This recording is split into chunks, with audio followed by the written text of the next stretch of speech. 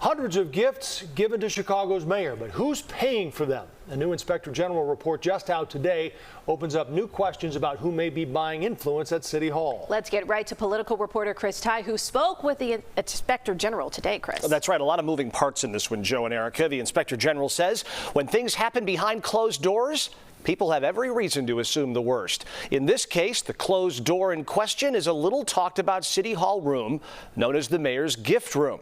The Inspector General has asked multiple times for access, and the Johnson administration continues to say no. Somewhere inside City Hall, unclear where, sits the gift room. It's where the Johnson administration claims to keep many of the 236 gifts given to the mayor since taking office. This, according to a new report by the city's independent Inspector General. For many of these gifts, including Hugo Boss cufflinks and a personalized pen and some Gucci handbags and size 14 men's shoes, the gifts were listed as being located in the gift room. When IG Deborah Witzberg asked to see the room, the law department persisted, she says, in denying physical access to the gift room. This came after the Johnson team refused multiple requests to access the gift log, revealing that over the last 15 months of the Lori Lightfoot administration, she received 144 gifts. And over the first 10 months of the Johnson administration, he received 236.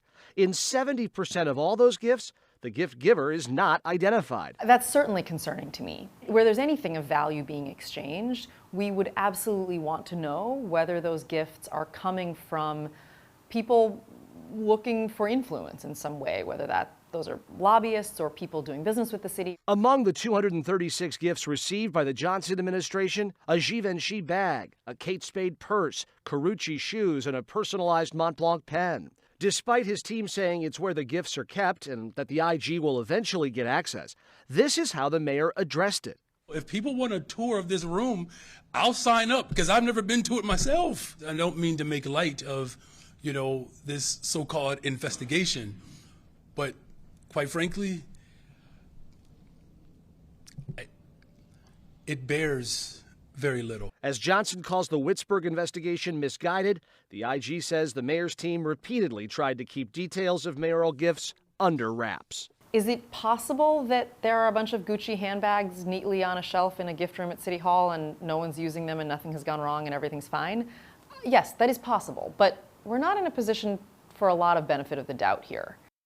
Through a spokesperson, former Mayor Lightfoot said of the gifts, her administration complied with standard gift reporting procedures as followed by mayoral administrations over several previous decades.